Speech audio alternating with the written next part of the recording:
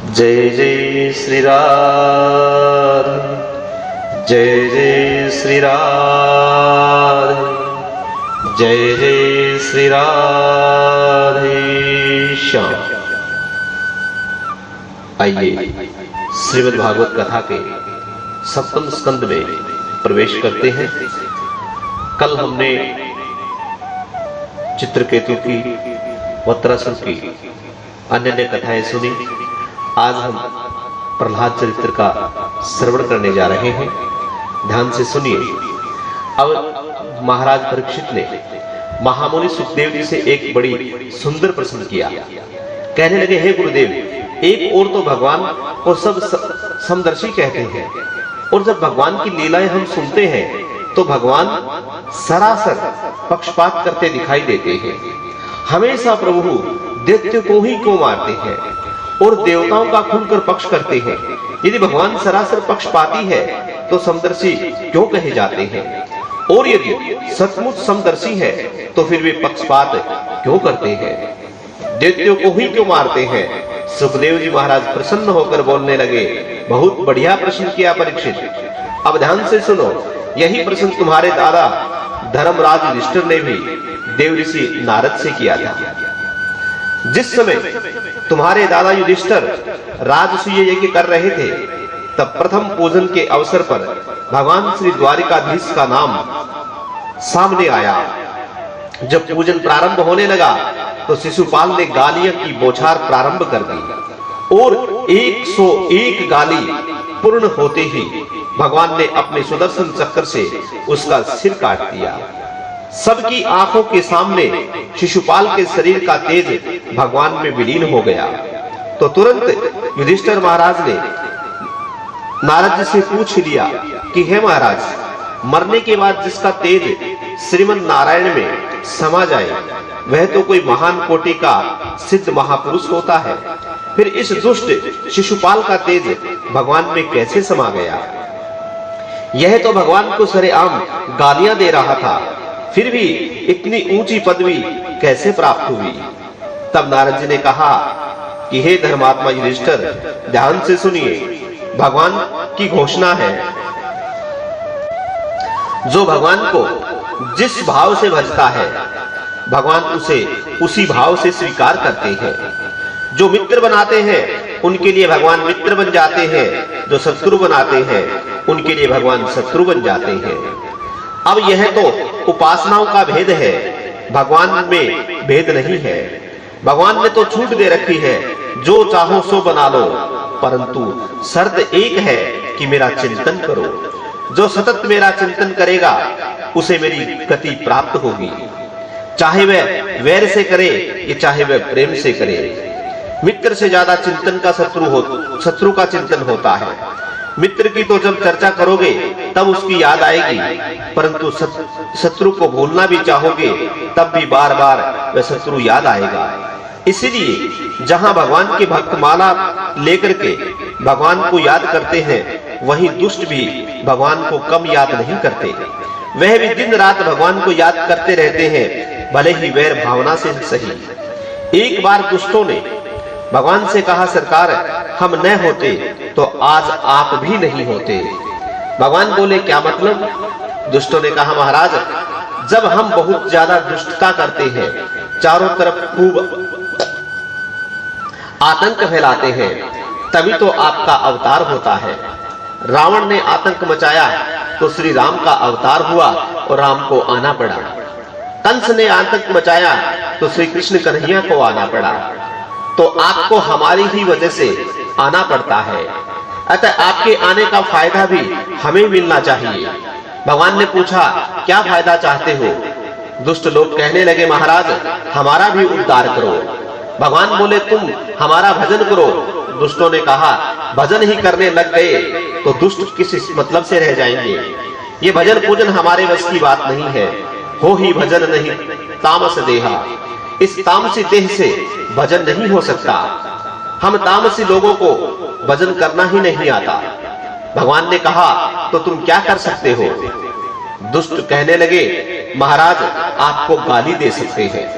आपसे झगड़ा कर सकते हैं, हम असुर आपकी प्रवृत्ति के अनुरूप आपसे संबंध जोड़ सकते हैं। आप चाहे कि माला लेकर भजन करें तो ये हमारे वश की बात नहीं है। भगवान कहने लगे, चलो कोई बात नहीं, भजन नहीं कर सकते तो वैर कर लो, कुछ तो नाता हमसे जोड़ दो। और भगवान ने वैर का संबंध स्वीकार करके असुरों को भी वही गति प्रदान की जो अपने प्यारे भक्तों को प्रदान करते हैं। भगवान का धाम जितनी साधना करके भक्तों को प्राप्त होता है, पर जो राक्षस लड़ने आते हैं उन्हें भगवान मार करके अपने धाम में भेज देते हैं। एक ही बाण प्राण हर लीना, दीन जानते ही निज पद दीना। प्राण तो हर लिया और बाद में अपना परम पाद भी दे दिया। जो दिन रात गाली दे रहे थे, भगवान को मारने खाने के लिए दौड़ रहे थे, ऐसे दुष्टों का भी भगवान ने एक बाण मार करके अपने घर भेज दिया। तो कल्याण तो सभी का हुआ। इसीलिए भगवान कहते हैं कि कैसे भी मुझसे मन लगाओ, चाहे प्रेम से लगाओ या वैर से लगाओ। भृंगी कीट न्याय से वैरियों का भी उद्धार हो जाता है। एक भृंगी कीड़ा होता है जो किसी कीड़े को पकड़ करके मिट्टी में कैद कर देता है और उस मिट्टी के ढेर को ऊपर गुनगुनाता रहता है। अब मिट्टी के अंदर कैद हुआ कीड़ा निरंतर भयाक्रांत हुआ। उस भृंगी का चिंतन करते करते एक दिन स्वयं वह कीड़ा भी भृंगी बन करके मिट्टी से बाहर निकल पड़ता है। तो वह साधारण सा कीड़ा था, परंतु भय के कारण उस भृंगी कीड़े का चिंतन करते करते स्वयं भृंगी कीड़ा बन गया। इसी प्रकार से भले ही कोई भय से भजन करे अथवा वैर से भजन करे, उसे प्राप्ति तो परमात्मा की होनी ही होनी है। काम क्रोध भय आदि यह अच्छी वृत्तियां नहीं है, परंतु यह वृत्ति भी यदि परमात्मा से जुड़ जाए तो कल्याण का साधन बन जाता है। इसीलिए नारद जी कहते हैं, काम क्रोध आदि वृत्तियों को मारना बड़ा कठिन है। मार नहीं सकते तो इसका रास्ता मोड़ दीजिए, और वो भी भगवान की तरफ, तो कल्याण हो जाएगा। ऐसा करने से आज तक किसी का कल्याण हुआ है महाराज? यह सब नरक के पंथ शास्त्रों में बतलाए गए हैं। रजोगुण तो इस एक बाप है, इसने जीव का कल्याण कैसे हो सकता है? कोई प्रमाण दीजिए। यह बात महाराज युधिष्ठिर नारद जी से कर रहे हैं। अब देखिए, काम की वृत्ति को संसार से हटा करके गोपियों ने भगवान श्री कृष्ण से लगाया, तो गोपियों का कल्याण हो गया। प्रेम वेव गोप रामणा कामेत्य गमन धाम। गोपियों के पावन प्रेम को ही यहाँ पर काम की संज्ञा मिली है। ये ध्यान रखिए, अपने पति को छोड़कर पति पर पति से प्रीति संसारिक दृष्टि में तो पतन का कारण है, परंतु गोपियों ने वह वृत्ति परमात्मा से जोड़ दी, तो उसी वृत्ति से गोपियों का कल्याण हो गया। भयांत कंस ने भय के द्वारा भजन किया। नारद जी से पूछा कि हे बाबा, यह बताओ मेरा काल कैसा होगा? कंस ने यह प्रश्न पूछा कि मेरा काल कैसे होगा, तो नारद जी ने बता दिया, काला काला मुरली वाला, घुंघराले बालों वाला, पीतांबरधारी होगा।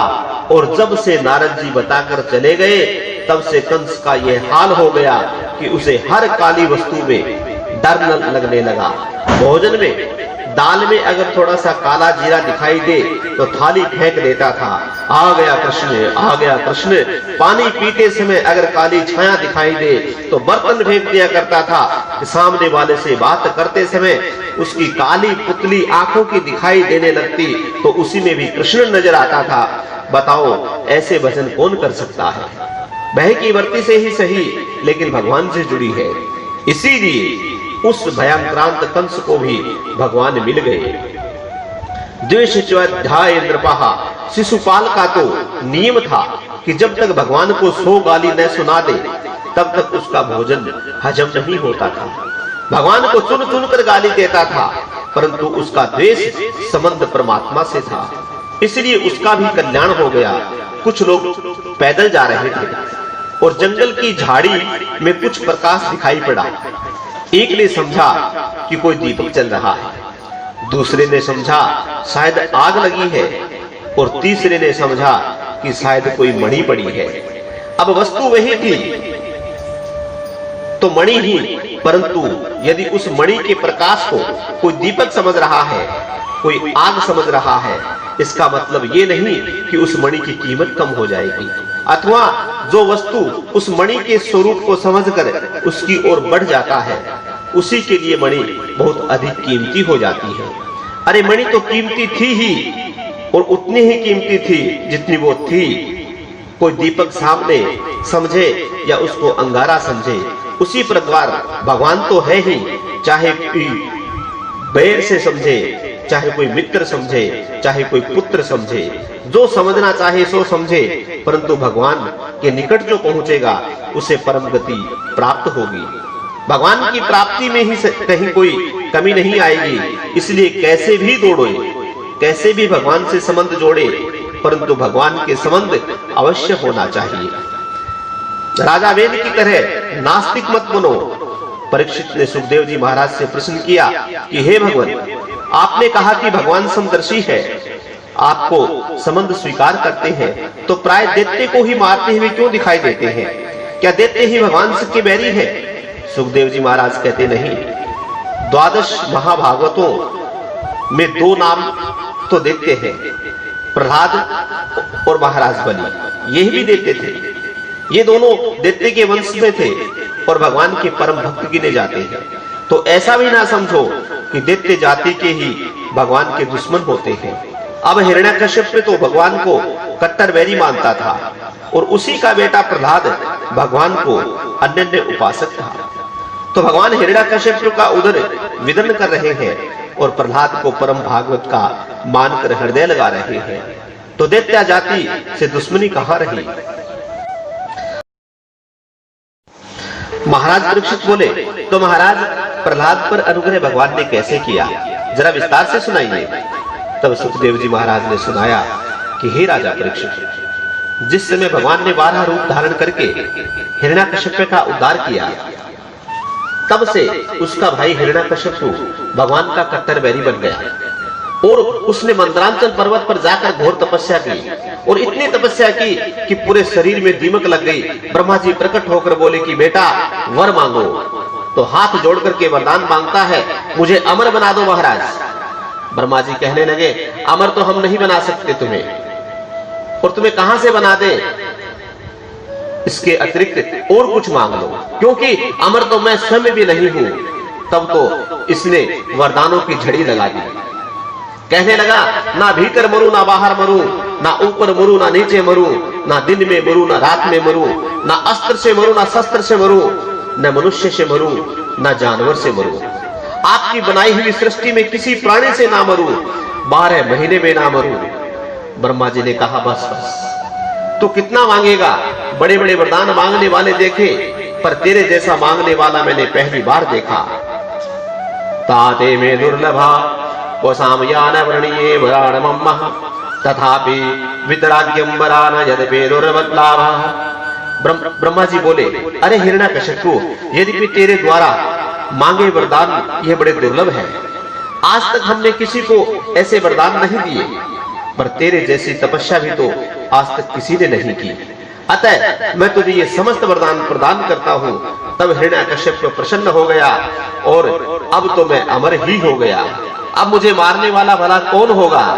और अपने ऊपर अपने आप को अमर मानकर चल पड़ा। दिग्विजय करते हुए सब देवी देवताओं को बंदी बनाकर घर ले आया। इंद्र से झाड़ू लगवाने लगा, वरुण से पानी भरवाने लगा, सब देवता इसकी दास्ता करने लगे। भगवान से रोते हुए प्रार्थना करने लगे देवता कि हे प्रभु, कब इस दुष्ट से पिंड छूटेगा? भगवान कहने लगे, देवताओं आप लोग घबराओ नहीं, हम आपका कल्याण करेंगे, समय की प्रतीक्षा करो। हिरण्यकश्यप के 4 बेटा हुए।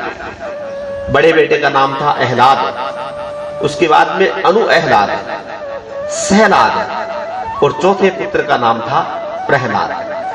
प्रहलाद जी बचपन से ही बड़े अद्भुत प्रतिभा संपन्न थे। प्रहलाद जी बचपन से ही ब्राह्मणों के अनन्य भक्त थे, परम सुशील स्वभाव, सत्य प्रतीकी और परम जितेंद्रिय थे। इनका चित्त कभी भी उदग्नि नहीं होता था। संसार के व्यसनों में तनिक भी इनकी अभिरुचि नहीं थी। एक सम्राट के पुत्र होकर भी परम जितेंद्रिय है। प्रहलाद को बचपन से ही कृष्ण नाम के एक ग्रह लग गया था। प्रहलाद जी को बचपन से ही टेढ़ी टांग वाले भगवान श्री कृष्ण रूपी ग्रह ने ग्रास लिया और यह ग्रह बहुत खतरनाक है। दूसरे ग्रह चाहे जितना प्रभाव दिखाए, पर विद्वानों से बैठ करके जाप अनुष्ठान करवा ले तो ग्रहों की शांति हो जाती है, तो ग्रह शांत हो जाते हैं। परंतु ये कृष्ण नाम का ग्रह इतना खतरनाक है कि या तो ये जल्दी से लगता ही नहीं, और जिसे लग जाए तो चाहे कितनी भी ग्रह शांति करवा ले, इसके उतारने का कोई उपाय है ही नहीं। बड़ा जबरदस्त ग्रह है। अब शंका आती है कि इस कृष्ण ग्रह रूपी के लक्षण क्या है, कैसे पता चले कि ये ग्रह कृष्ण लग गया है। इसका समाधान संत करते हैं, इसके स्वभाव के लक्षण बताते हैं कि इनका स्वभाव कैसा होता है जिसे कृष्ण नाम का ग्रह लग जाए।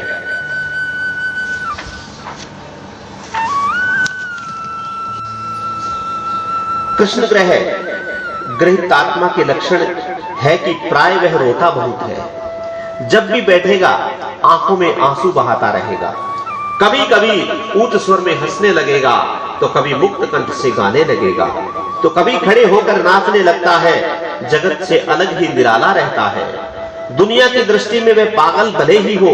प्रहलाद जी की भी बचपन से यही स्थिति थी। जब थोड़े बड़े हुए तो राजकुमार प्रहलाद को पढ़ाने के लिए श्री षंड अमृत जी महाराज जहां के प्राचार्य थे, ऐसे हिरण्याकश्यप दानव विश्वविद्यालय में जहां दैत्यों के पुत्र को छल कपट की विद्याएं सिखाई जाती थी, वहां भेजा गया। प्रहलाद जी भी भर्ती हो गए, पर इन पर तो कुछ दूसरा ही रंग चढ़ा हुआ था। गुरुजी पढ़ाते कुछ और थे और वे पढ़ लेते कुछ और थे। उसे गुरुजी को सुना देते पर हृदय गम नहीं करते। ये छल कपट की नीतियां उन्हें सुहाती नहीं थी।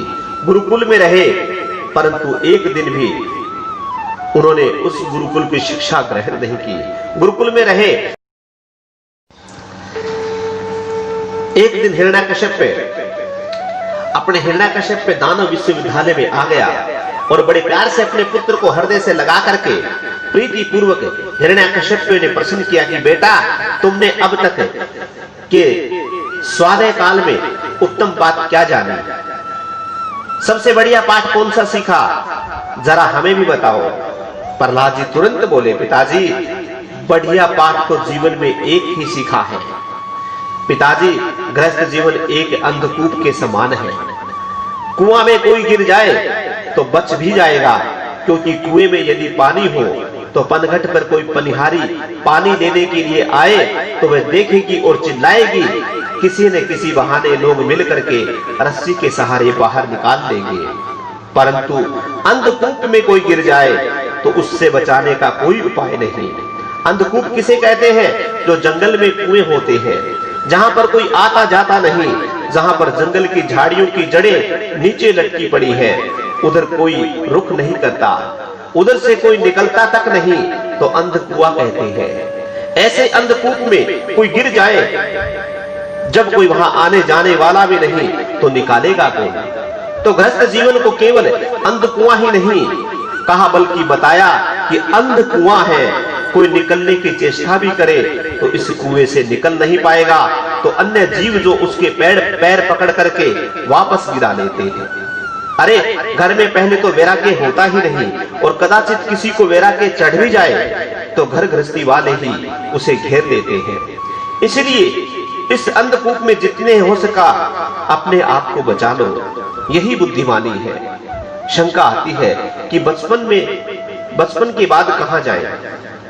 समाधान यह है, वन गतो युद्रीमाशेन वन वृंदावन गतयतः श्री हरि श्री कृष्ण आश्रयते। वृंदावन में जाकर भगवान श्री कृष्ण चंद्र के पाद पद्मों का आश्रय ग्रहण करते। बस यही जीवन का सार है। जो ये शब्द सुना कि हिरण्याकश्यप की आंखें लाल हो गई। मेरा यह नन्हा सा बालक मुझे ही प्रवचन सुना रहा है। फिर मन में सोचा कि बच्चों की तो भोली भाली बुद्धि होती है, उन्हें तो जो सिखा दिया जाता है वही बोलने लगते हैं, उन्हें कोई ज्ञान तो होता नहीं। तो ये मेरा बच्चा तो अभी नन्हा सा है, ये तो वही सीखेगा जो इसे सिखाया जाएगा। सो बच्चे को गोद में उतार करके बेटा जाओ जरा अपने गुरुजी को हमारे पास भेजो। प्रहलाद जी गए। गुरुजी, आपको हमारे पिताजी याद कर रहे हैं। क्षण अमर जी आए। कहो सरकार, अचानक कैसे आना हुआ? हिरण्याकश्यप बोले, वह तो मैं बाद में बताऊंगा, पहले यह बताओ कि मेरे बेटे को आज तक तुमने क्या पढ़ाया? पुरोहित कहने लगे, सरकार, आपने जो शिक्षा की नीति निर्धारित की है, हमारे यहाँ वही सब पढ़ाया जाता है। हिरण्याकश्यप लाल पीला होकर बोला कि हे मूर्खों, मेरा बच्चा मेरी गोद में मुझे समझा रहा था कि वन में चले जाओ, हरि भजन करो, यही सब सिखाने के लिए तुम्हारे यहाँ थोड़ी भेजा है। संत अमृत जी थर थर कांपने लगे कि महाराज, आपकी सौगंध खाते हैं, हमारे विश्वविद्यालय में ऐसा कोई भी कोर्स नहीं है, ऐसी कोई पुस्तक नहीं पढ़ाई जाती। अब भगवान जाने आपके बेटे ने किससे सुन लिया, किसने इसको सिखा दिया? हिरण्याकश्यप ने कहा, यदि तुमने नहीं सिखाया तो इसका मतलब यह हुआ कि कोई विष्णु का गुप्तचर तुम्हारे यहाँ घुसा बैठा है, तुझको कुछ मालूम नहीं, और वह मेरे बेटे को उठपटांग भड़का रहा है, उल्टी सीधी बातें सिखा रहा है, और मैं तुम्हारे भरोसे पर अपने बच्चे को तुम्हारे विद्यालय में छोड़ बैठा हूँ। खबरदार, आज के बाद मेरे बेटे को दोबारा ऐसे उठपटांग बातें किसने सिखाई तो दंड तुम्हें मिलेगा, इतना याद रखना। यो डांट फटकार करके हिरण्याकश्यप तो चला गया।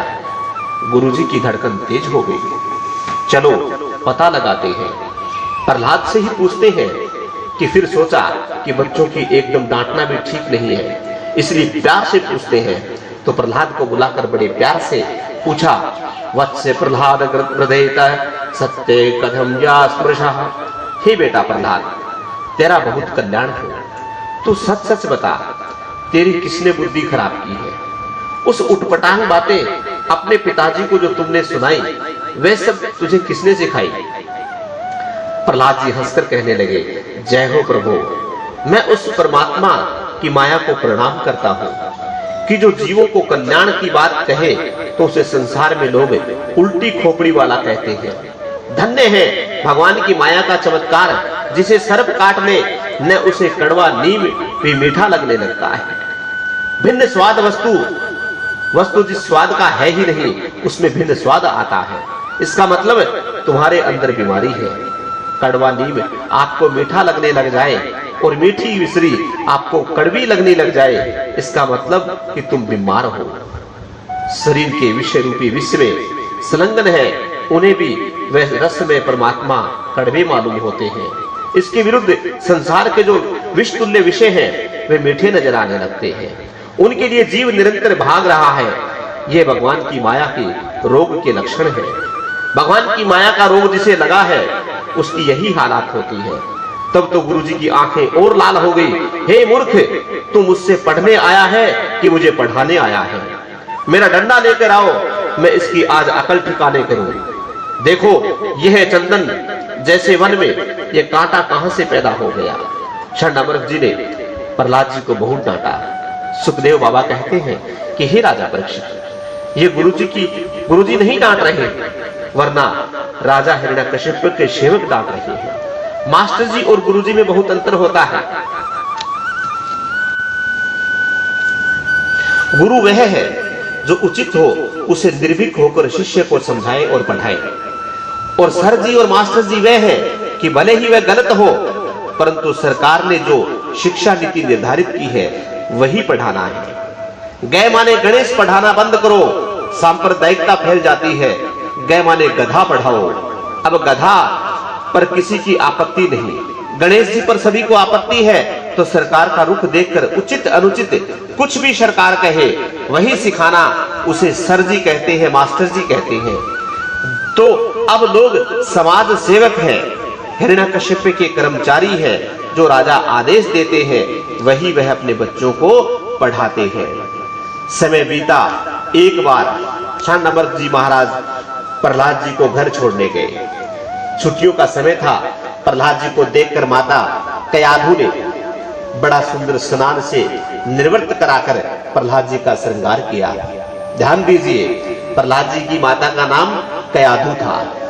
मां कयाधु के द्वारा समलंकृत होकर प्रहलाद जी पिताजी से मिलने गए। अपने बेटे को देखते ही हिरण्याकश्यप ने तुरंत पुत्र प्रहलाद को उठाकर अपने अंग में भरकर हृदय से लगा दिया। प्रहलाद जी चूत की परम भागवत है, इसीलिए उनके स्पर्श मात्र से प्रहलाद के स्पर्श मात्र से हिरण्याकश्यप में रोमांच हो आया। प्रहलाद जी को हृदय से लगाकर बड़े प्रेम से फिर वही प्रश्न पूछा कि बेटा जरा बताओ, अब की बार गुरुजी ने तुम्हें बहुत बढ़िया पढ़ाया होगा और सबसे बढ़िया पाठ कौन सा तुम्हें समझ आया, याद आया, वह बताओ। प्रहलाद जी गुरुजी की तरफ देखने लगे। सुन रहे हो गुरुजी, पिताजी हमसे बहुत बढ़िया बात पूछ रहे हैं और हमेशा घटिया बात सुनाना चाहते हैं। अब बढ़िया पूछ रहे हैं तो मैं बढ़िया ही बताऊंगा पिताजी को। अब तो मैंने बढ़िया बढ़िया 9 बातें सीख ली महाराज। हिरण्याकश्यप ने सोचा, अच्छा तो 9 प्रकार की कोई नई नीतियां सीख कर आया होगा। परंतु प्रहलाद सुना बैठे भगवान की नवधा भक्ति। श्रवणम कीर्तनम वैष्णवो स्मरणम पाद सेवनमः अर्चनम वंदनम दास्यम् सख्यामात निवेदनम् इति पुषार्पितः विष्णुः भक्ति शचेनवलक्षणः क्रियते भक्तिद्विदः तन्नमेधेति मूतमम्। जो नवता भक्ति का क्रमशः व्याख्यान किया कि सुनकर के हिरण्याकश्यप की आंखें लाल हो गई। हिरण्याकश्यप ने तलवार निकाल ली और गुरुजी की गर्दन पर रख दी।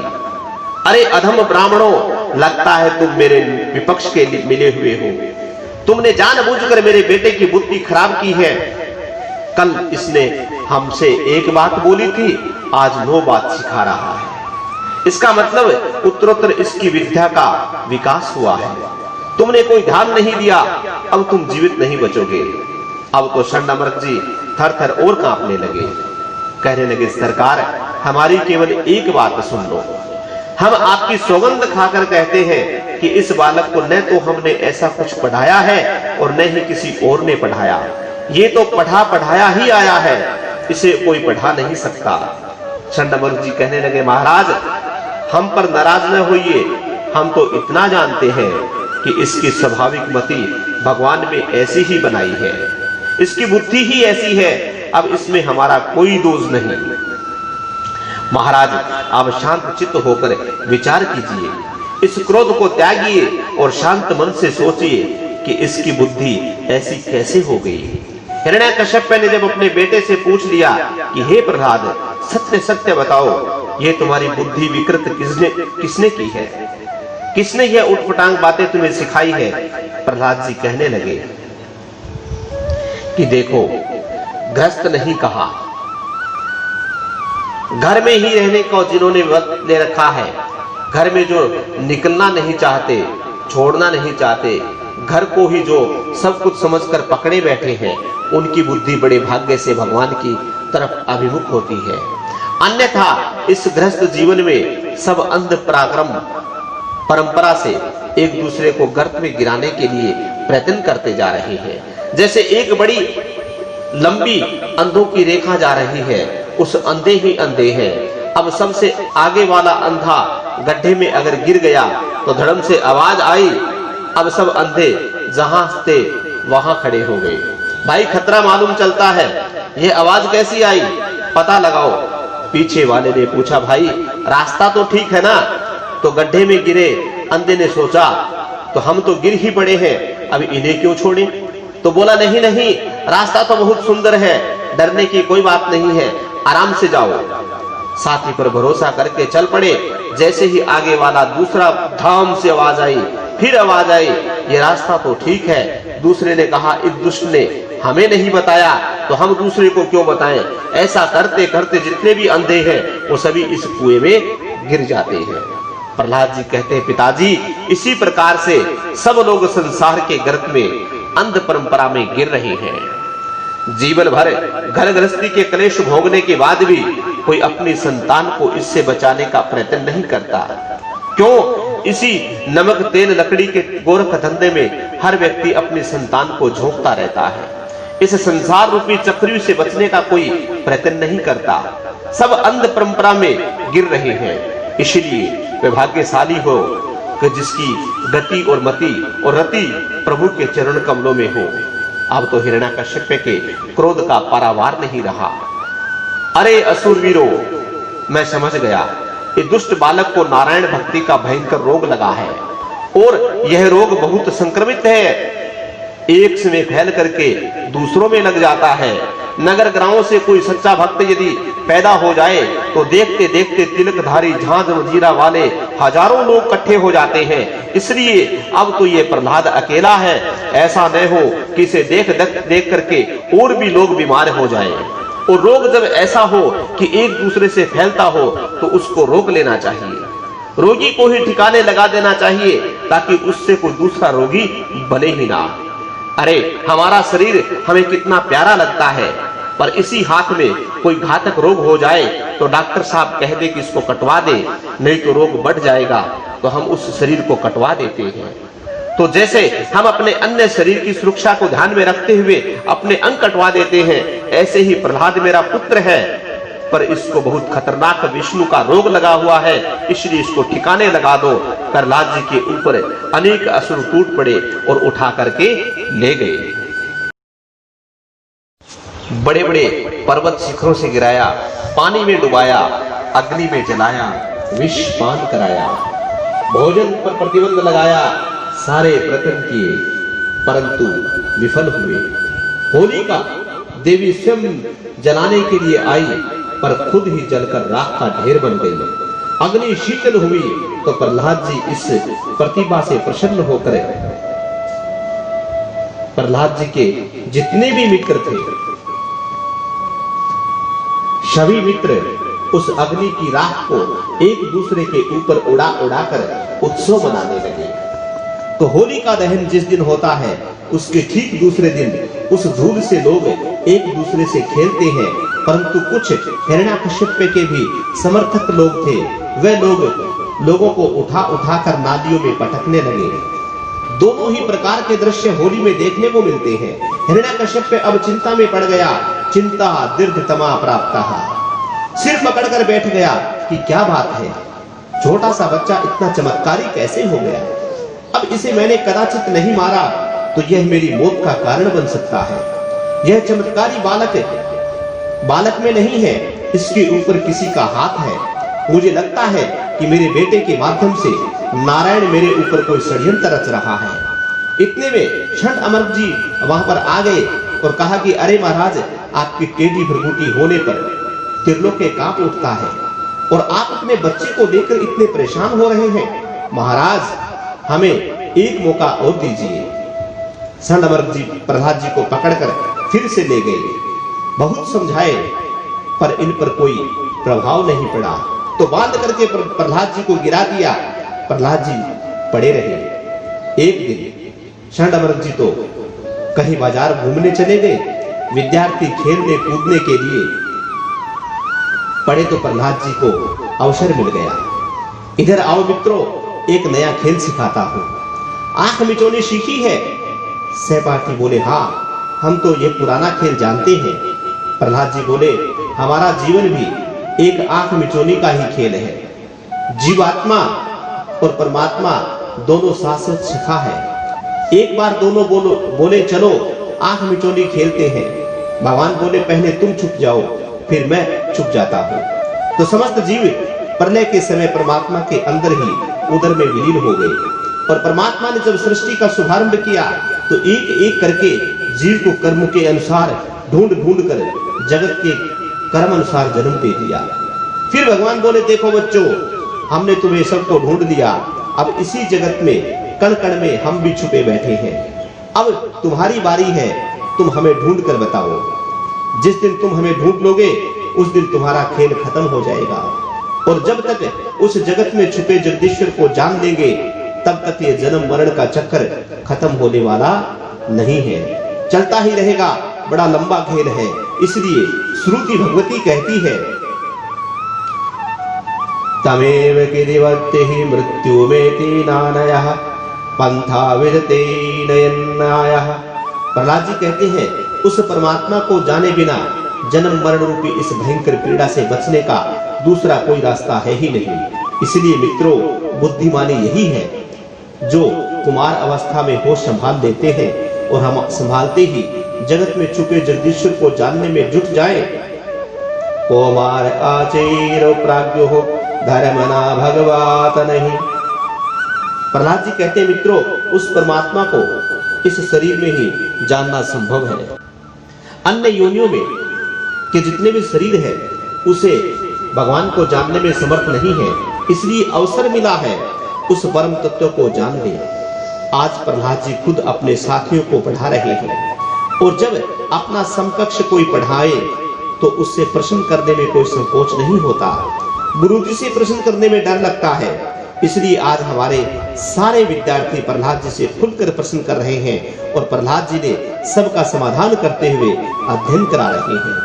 एक विद्यार्थी बोला, प्रहलाद हमने तो सुना है कि यह उम्र कमाने और खाने की है, इसलिए पहले तो खूब कमाओ। अरे भजन पूजन करना तो बूढ़ों का काम है। प्रहलाद जी बोले, सुनो मित्र, जीवन में जो सुख और दुख है वह देव के अधीन है, प्रारब्ध अनुसार मिलता है। जितना प्रारब्ध में लिखा है उतना सुनिश्चित से प्राप्ति होती है। उसके लिए तुम जितना उद्यम करो या ना करो, दुखी होने के लिए तुम कभी प्रयत्न करते हो क्या? किसी को भगवान ने यह मांगा कि हे प्रभु हम दुखी रहें?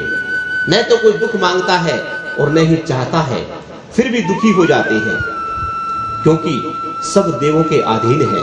हमारे प्रारब्ध में यदि दुख लिखा है तो हम न चाहें तो भी वह मिलेगा। ठीक उसी प्रकार से सुख की भी यदि प्रारब्ध में है तो भले ही तुम चाहो या ना चाहो वह सुख मिलेगा ही मिलेगा।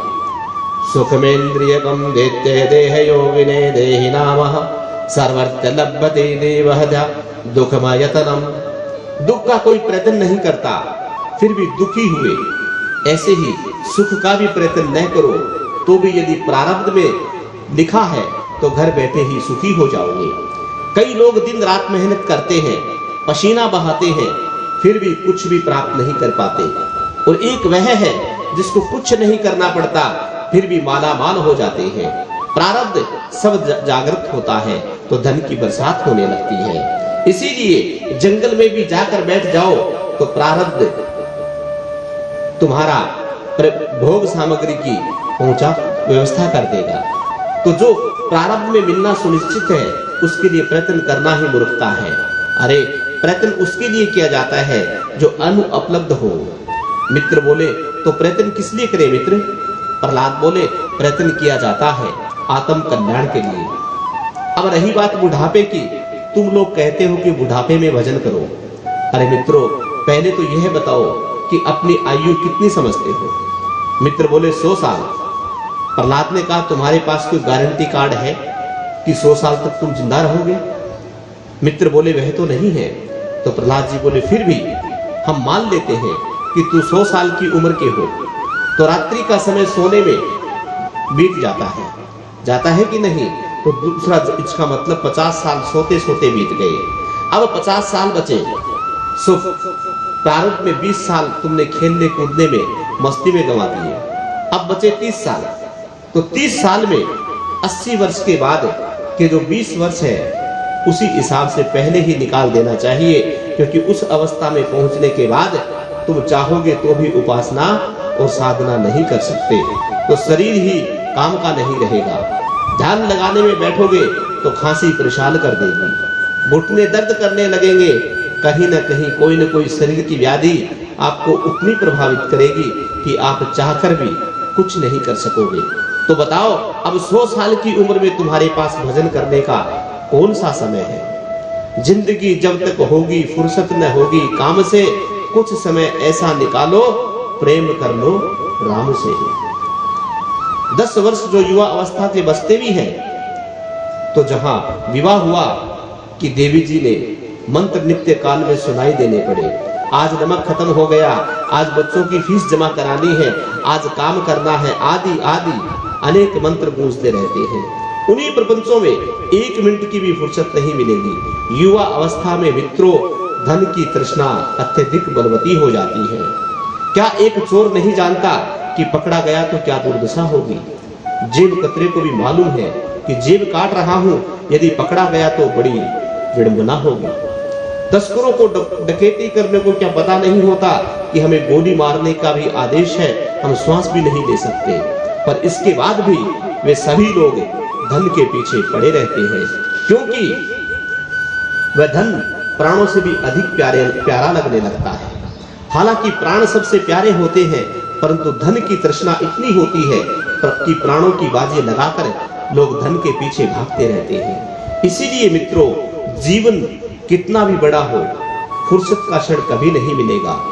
एक ने कहा, प्रहलाद, यह बातें हमारे गुरुजी ने तो कभी हमें सिखाई नहीं, पर तू कहां से सीख लेता है? तुझे ये सब बातें किसने सिखाई? प्रहलाद जी कहते हैं, मित्र, मेरी मनमुखी बातें नहीं है, मुझे तो अपने गुरुदेव से प्राप्त हुई है। सखाओं ने पूछा, भैया ये तेरा कौन सा गुरुदेव है? हमारे गुरुजी तो एक ही है। देख प्रहलाद, हमारी तुम्हारी उम्र भी एक है, हमारा तुम्हारा विद्यालय भी एक है, हमारे और तुम्हारे गुरुजी भी एक हैं, फिर यह बात तुम्हें कौन सिखाता है? कौन है तुम्हारा गुरुजी?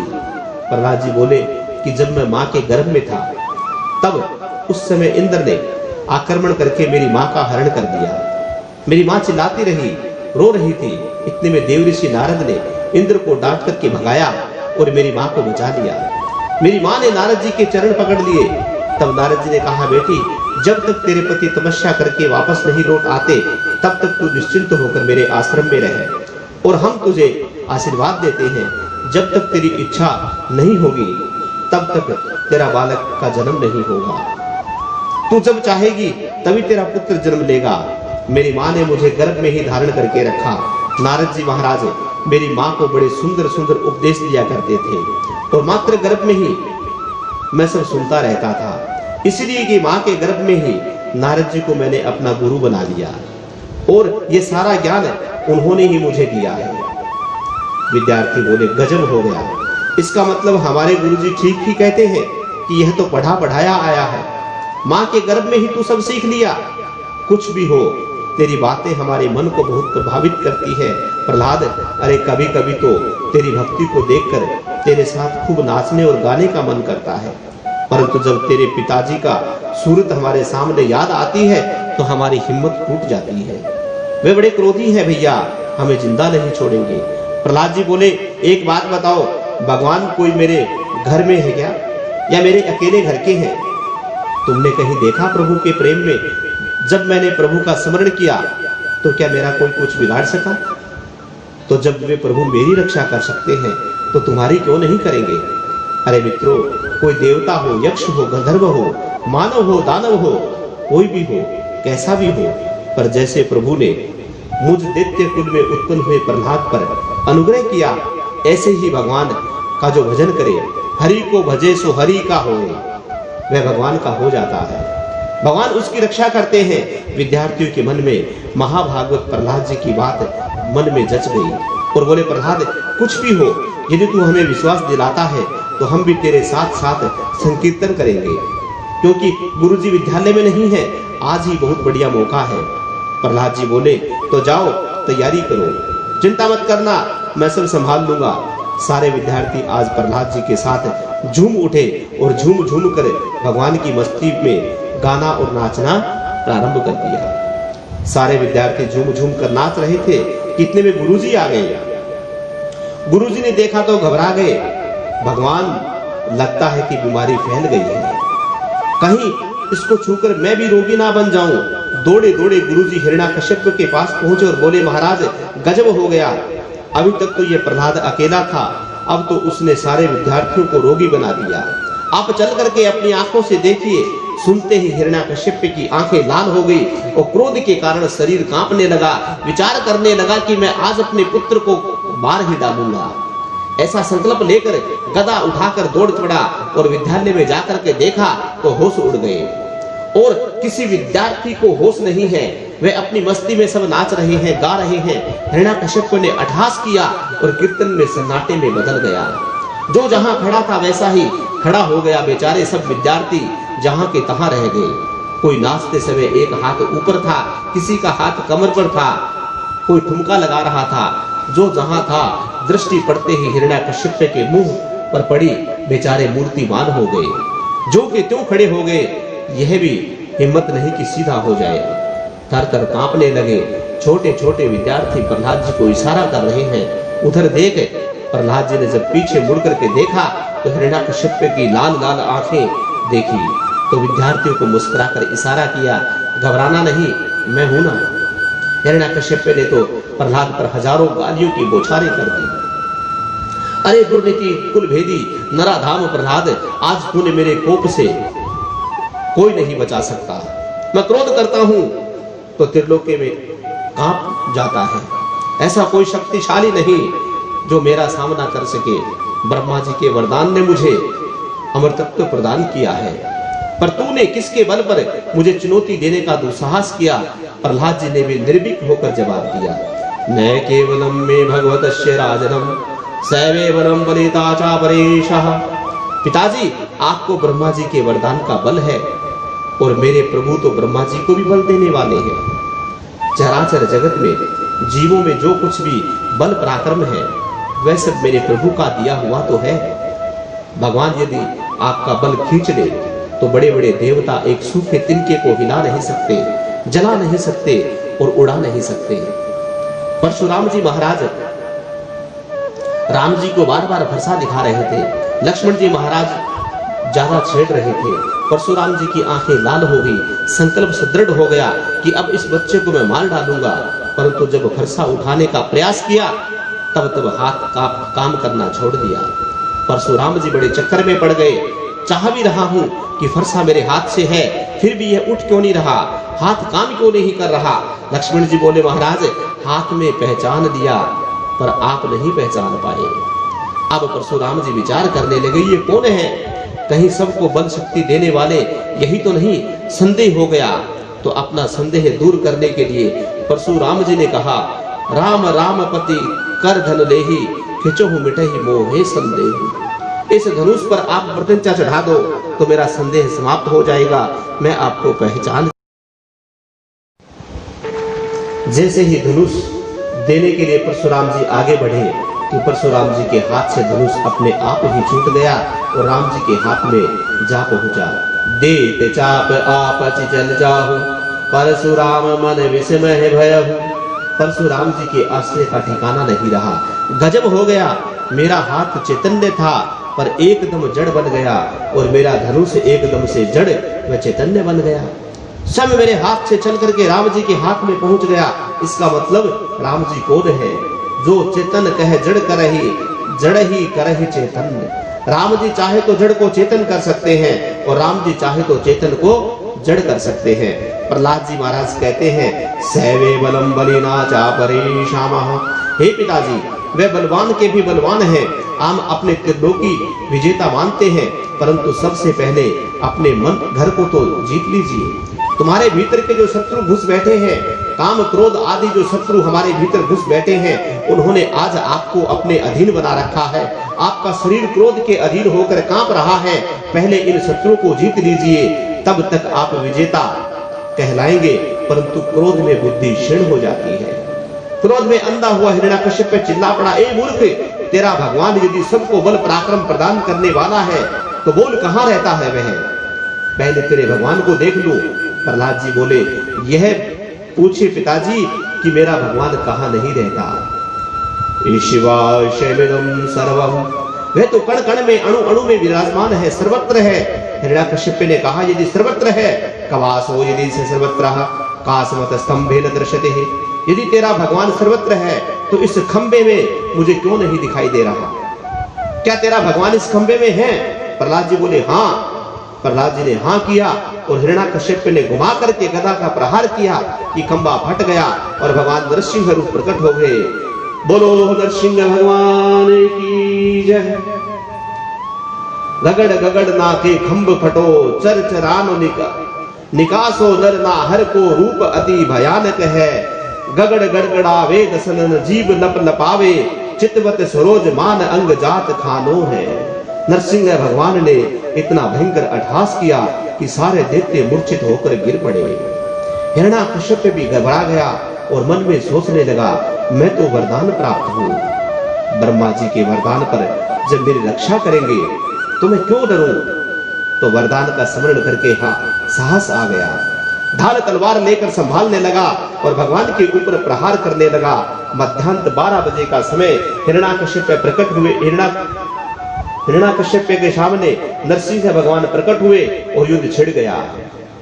भगवान उससे ऐसे खेलने लगे जैसे पक्षी राज गरुड़ छोटे मोटे सांप के साथ खेल रहे हैं। ब्रह्मा जी ऊपर से देवताओं के साथ मिलकर यह युद्ध देख रहे हैं। ऊपर से ही इशारा कर रहे हैं, सरकार जल्दी करो, सूर्यास्त हो गया तो असुर का बल पराक्रम बढ़ जाएगा। भगवान ने हुंकार ध्वनि करके ऊपर देखा तो ब्रह्मा जी सब कपा रह गए। भगवान कहना चाह रहे हैं, पहले तो वरदान देकर बल पराक्रम देते हो, फिर डरते भी हो। बेचारे ब्रह्मा जी कुछ नहीं बोले।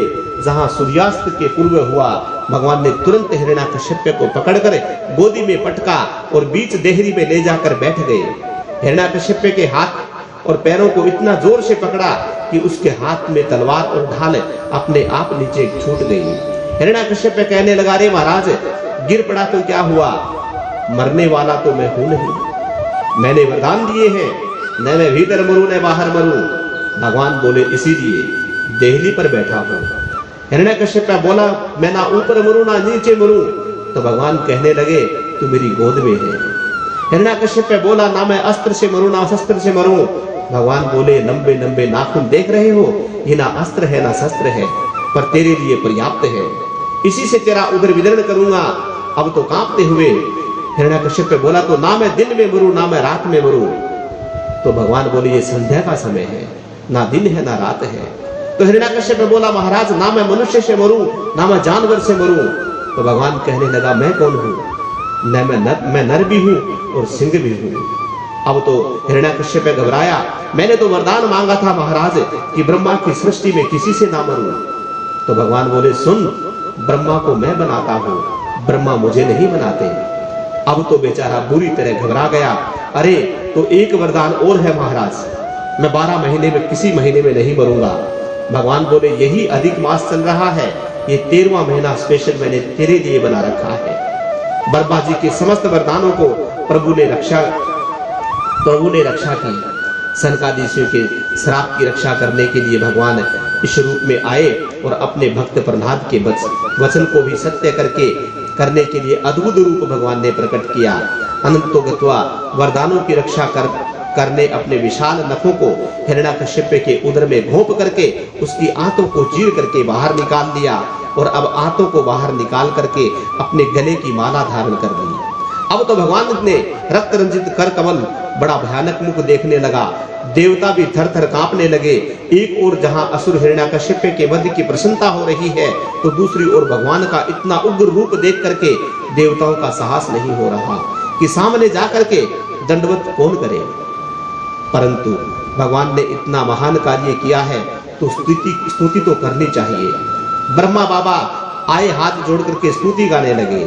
हे प्रभु, आपकी अनंत शक्ति को प्रणाम है, आपके इन पवित्र कार्यों को प्रणाम है। इस प्रकार ब्रह्मा बाबा भगवान की स्तुति करने लगे। पर जैसे ही अट्टहास किया भगवान ने, बेचारे भागते नजर आए। उनका तो हंस ही उड़ गया, बेचारा पूंछ उठाकर भागने लगा। इधर भोले बाबा नंदी पर बैठकर स्तुति करने आए। भगवान ने थोड़ी सी टेढ़ी निगाहें की कि नंदी को देखा तो नंदी भी भाग गया। एक एक करके सब देवता गण भाग गए, पर कोई सामने नहीं टिक सका। पर जब मनु लोग आए तो भगवान ने पूछ लिया, कौन हो तुम? डरकर बोले, महाराज मनवो वयम तवः निदेश कारिणम, हम तो आपकी आज्ञा का पालन करने वाले मनु लोग हैं महाराज। अब तो जो भी आता तो सबसे पहले अपना परिचय देता, बाद में स्तुति करता। प्रजापतियों ने कहा, प्रभु प्रजेसा वयम से परवे वृष्टि है। इसी प्रकार गंधर्व ने भी अपना परिचय दिया, सभी ने अपना परिचय दिया। सत्वन कर रहे हैं, परंतु स्तुति करने वाले चले गए। भगवान के कोप को तनिक भी सुन्नता नहीं मिली। तब सब देवता सिर पकड़ करके बैठ गए कि अब क्या करें, भगवान को शांत कौन करे। देवताओं ने अंत में निर्णय लिया, भाई पति देव कितने भी क्रोधित क्यों न हो, उनकी धर्म पत्नी उन्हें मनाना बहुत अच्छे से जानती है। अतः हमें माता लक्ष्मी जी की शरण में जाना चाहिए, वही संभालेगी इनको। अब दौड़ करके माँ लक्ष्मी के पास पहुंच गए। माता जी प्रणाम, आज आपके स्वामी बड़े क्रोध में भरे हुए हैं, इतने लाल पीले बने बैठे हैं, हमने तो आज तक इतना भयानक रूप उनका कभी नहीं देखा। आप जल्दी से चलिए, उनके क्रोध को शांत कीजिए।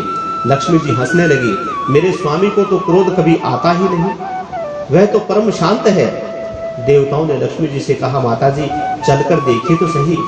तब 16 श्रृंगार किए मां भगवती लक्ष्मी ने स्वर्ण थाल में आरती सजाई, छम छम करती हुई पधारी। नारायण के चरणों की आरती करते करते जैसे ही मुख पर आरती घुमाई, भगवान के मुंह फाड़कर ऐसा जोर से दहाड़ लगाई कि दैया रे दैया करते हुए थाली फेंक करके लक्ष्मी भागती नजर आई। संचकित भगवती लक्ष्मी तो थाली फेंक कर भाग गई। अब तो देवताओं के होश उड़ गए कि हे भगवान, अब किसके पास चला जाए। अंत में सबका ध्यान परम भागवत प्रहलाद जी के ऊपर पड़ा, जो प्रहलाद जी भगवान की ये सारी विचित्र लीला को शांत भाव से खड़े खड़े देख रहे थे। सारे देवता आकर के बोले, भैया प्रहलाद, तेरे कारण प्रभु ने ऐसा रूप बनकर आए हैं, अब तो तू इनके कोप को शांत कर सकता है और कोई दूसरा उपाय नहीं है। बस संकेत मिलते ही प्रहलाद जी चल पड़े और भगवान के सम्मुख आते ही प्रहलाद जी ने प्रभु के चरणों में साष्टांग दंडवत प्रणाम किया। उनके मुख कमल पर दृष्टि डाली ही नहीं, भगवान की कृपा शक्ति तो चरणों में विद्यमान है। जहां चरण का स्पर्श हुआ कि कृपा शक्ति जागृत हो गई। प्रभु ने कहा, अपने चरणों में पड़े हुए पुत्र प्रहलाद को देखा कि तुरंत खड़े हो गए और अपनी दोनों भुजाओं में प्रहलाद जी को उठाकर गोद में बैठा लिया। ऐसा वात्सल्य प्रभु का उमड़ा कि एक हाथ से बार बार सिर से ला रहे हैं और अपनी जिह्वा से प्रहलाद जी को चाटने लगे। जैसे सधोजात बछड़े को गौ माता वात्सल्य से चाटती है, उसी प्रकार से भगवान प्रहलाद को वात्सल्य से चाटने लगे। भगवान कहते, प्रहलाद, तेरे अंग प्रत्यंग इतने सुकुमार है कि जो छूने में भी डर लगता है। तेरे सुकुमार शरीर पर उस क्रूर दैत्य ने कितना अत्याचार किया, यह अभूतपूर्व घटना है। किसी ने मेरा नाम लेने के कारण इतना भयंकर कष्ट उठाया, ऐसा आज तक कभी नहीं हुआ। तेरी रक्षा में आते आते मुझे विलंब हुआ और मेरे विलंब से आने के कारण तुझे बहुत कष्ट उठाना पड़ा। इसलिए बेटा, मेरे अपराध को क्षमा करना। जो हाथ जोड़कर प्रभु ने क्षमा मांगी कि सारे देवता यह दृश्य देखकर अचंभित हो गए कि भक्तों को भगवान से क्षमा मांगते हुए बहुत देखा है, परंतु किसी भक्त के सामने भगवान क्षमा मांग रहे हैं, आज पहली बार देख रहे हैं। प्रहलाद जी ने जब प्रभु को इस दिव्य करुणा को देखा तो प्रहलाद जी का कंठ अवरुद्ध हो गया। प्रेम से नेत्रों में आंसू सजल आए और तुरंत प्रभु के चरणों में दंडवत करके प्रहलाद ने 22 श्लोकों में भगवान की दिव्य स्तुति की कि हे प्रभु, समस्त ब्रह्मादि देवता, बड़े बड़े सिद्ध मुनि, गंधर्व आदि जो परम सात्विक देव हैं, वे धारावह वैदिक मंत्रों से, छंदों से आपकी स्तुति गाते हुए चले गए, पर आपके क्रोध में न्यूनता नहीं आई। तो मैं असुर जाति में उत्पन्न तमोगुणी रजोगुणी प्रहलाद आपको कैसे प्रसन्न कर सकता हूँ। पर एक ही मन में आशा है कि भक्तया तुतेषु भगवान जगन सुख्याय। अरे गजेंद्र में कौन सी विद्या थी, कौन सी योग्यता थी, कौन सी उच्च जाति का संस्कार था, परंतु प्रीति पूर्वक एक पुष्प दल प्रदान करते ही आप दौड़े चले आए। इसी आशा के साथ मैं भी आपका सत्वन कर रहा हूँ, क्योंकि आपको कोई गुण से प्रभावित नहीं कर सकता, आप भक्ति के द्वारा ही प्रसन्न होते हैं। हे प्रभु, भक्त जो आपकी समर्पित करता है वह वस्तु भक्त को भी प्राप्त होती है। जैसे कोई अपने प्रतिबिंब को सजाना चाहे तो क्या करे, अपने आप को सजाना पड़ता है, इसीलिए वह दिखाई देगा। अब आप चाहते हैं कि हमारे माथे पर तिलक लग जाए, तो प्रतिबिंब तिलक लगा दो तो तिलक प्रतिबिंब पर लगेगा। प्रतिबिंब देखना चाहो तो स्वयं की माथे पर तिलक लगाना पड़ेगा, तब जाकर के प्रतिबिंब में वह दिखेगा। प्रति सुमुख यथा मुख श्री। हे प्रभु, आप कितने भी भयानक बन जाइए, पर अहम न विभेष ही, मैं आपकी इस भयानकता से बिल्कुल भी नहीं डरता। भगवान बोले, क्यों डर नहीं लग रहा? प्रहलाद जी बोले, नहीं सरकार, जब सिंह दहाड़ता है तो सारे जानवर उसके डर से भाग जाते हैं, पर सिंह चाहे जितना मर्जी दहाड़े, उसका बच्चा छोटा होता है तो भी वह भाग करके अपने सिंह के पास आ जाता है। सिंह दहाड़ता है, सिंह शावक उसके कंधों पर बैठ जाते हैं, उसे तनिक भी भय नहीं लगता। उसी प्रकार जब आपने मेरे लिए यह विचित्र रूप बनाया है तो मेरे लिए ही आए हो, चाहे कितनी भी भयानक बन जाओ, मैं क्यों डरूं? अरे डर तो लगता आपकी उस विचित्र माया से है, जो जन्म मरण की चक्की से इस जगत में पीस रही है। हे प्रभु, मुझे तो एक आश्चर्य होता है कि कहाँ तो मैं रजोगुणी तमोगुणी असुर और कहाँ आपकी कृपा। भले ही ब्रह्मा जी आपके बेटा हैं, पर आज आपने अपने बेटा ब्रह्मा को भी गोद में लेकर इतने प्यार नहीं किया होगा। क्या यह सौभाग्य आपकी पत्नी लक्ष्मी अथवा शिव जी को प्राप्त हुआ है, जो किसी को प्राप्त नहीं हुआ? ये असुर को आपने प्रदान कर दिया। प्रभु, एक ही आशीर्वाद दीजिए कि जो इंद्रियों के दास बन हम बैठे हैं, ये इंद्रियां हमारे वश में रहें। बहु पत्नियों के बीच में जैसे पति की विडंबना होती है, ऐसे ही इंद्रियों के बीच में हम जीव भी विडंबना ही रहे हैं। ये जितने भी इंद्रियां जन सुख है, वह खुजली के समान होते हैं। खुजली को खुजाने में जितना सुख मिलता है, परिणाम उतनी ही पीड़ा होती है। ये संसार में समस्त विषय इसी प्रकार से हैं। रसगुल्ला खाने में बहुत अच्छा लगता है, स्वाद में 2-4 ज्यादा डकार जाए तो मीठी खट्टी डकारें आने लगती है। पेट खराब हो जाता है, रसगुल्ले के नाम से नफरत हो जाती है। यही स्थिति विश्व की है। हे प्रभु, जो अजितेंद्रिय पुरुष हैं, जिनकी इंद्रियां वश में नहीं है, उनके लिए तो मौन व्रत, स्वाध्याय, तप, संयम, जप आदि जितने भी मोक्ष के साधन हैं, वह पेट के साधन बनकर रह गए। पेट के साधन ही हमेशा के लिए बने रहते हैं। जब तक पोल नहीं खुली तब तक दम प्रकट हो जाते हैं, पेट के साधन भी नहीं रहते। इसी प्रकार प्रहलाद जी ने बड़ी अद्भुत स्तुति भगवान नरसिंह की। भगवान प्रसन्न होकर बोले, बेटा कुछ वर मांगो। प्रहलाद बोले, मामा प्रलोभ बैठे, ये लेने देने का प्रलोभन ना दीजिए महाराज। अरे लेना देना तो व्यापारियों का काम होता है, भक्त और भगवान के बीच में लेना देना नहीं रहता। भगवान बोले, बेटा तू मांगेगा तो मुझे बड़ी खुशी मिलेगी। प्रहलाद बोले, सरकार जो भक्ति इसलिए कर रहे हैं कि प्रभु से कुछ मिलेगा, मेरी दृष्टि में वह भक्त नहीं है। नए से भ्रते सेवे वेणिका, वे तो व्यापारी हैं जो फायदे के लिए व्यापार कर रहा है। भगवान बोले, बेटा तू मांगेगा तो मुझे खुशी होगी, तेरी इच्छा नहीं है तो भी मेरी खुशी के लिए मांग। प्रहलाद जी को लगा कि निष्काम तो होना चाहिए, पर निष्कामता का भी अभिमान नहीं रखना चाहिए। इसलिए महापुरुष आपको कुछ दे तो आप बार बार मना ना करें, पर फिर भी ठीक नहीं। प्रहलाद जी बोले, यदि मांगना है, आप प्रसन्न हैं तो एक वरदान दीजिए। यही वरदान मांगता हूँ कि जीवन में कभी भी कुछ न मांगूं, मेरे जीवन में कभी मांगने की। प्रभु गदगद हो गए। प्रहलाद, तेरे जैसा निष्काम भक्त होना चाहिए, लेकिन बहुत कठिन है। पर तू मांग नहीं सकता तो मैं भी दिए बिना रह नहीं सकता। चल बैठ पिता के सिंहासन पर और एक मनवंतर पर्यंत राज कर, और शुभ शुभ कर्मों को भोगने के बाद मेरा नित्य पार्षद बन जा। प्रहलाद जी बोले, प्रभु यदि पद ही दे रहे हो तो फिर एक वर और देना पड़ेगा। मेरे जो पिताजी मरे पड़े हैं, उनका सब सामने पड़ा है, इनकी अधोगति नहीं होनी चाहिए। मेरे पिता को परम गति प्राप्त होनी चाहिए, पर इन पर आपकी दया और दिव्य कृपा हो जाए। भगवान गदगद होकर बोले, बेटा पुत्र प्रहलाद, जिस कुल में तेरे जैसा भागवत जन्म लेता है, उसकी तो 21 पीढ़ियां तर जाती है। फिर जो मेरी गोद में शरीर त्याग रहा है, उसकी अधोगति कैसे हो सकती है? जा अपने पिता का अंतिम संस्कार कर। जैसे ही प्रहलाद जी अपने पिता का प्रेत कर्म करने के लिए बढ़े कि ब्रह्मा जी ने प्रकट होकर के प्रणाम करके भगवान की दिव्य स्तुति की कि हे प्रभु, दिष्टायते नेहता पापो लोक संतानन प्रो सुरहा। ये सारे लोग जो संताप देने वाले असुर को मार के आपने हम देवताओं का बड़ा भारी अनुग्रह किया।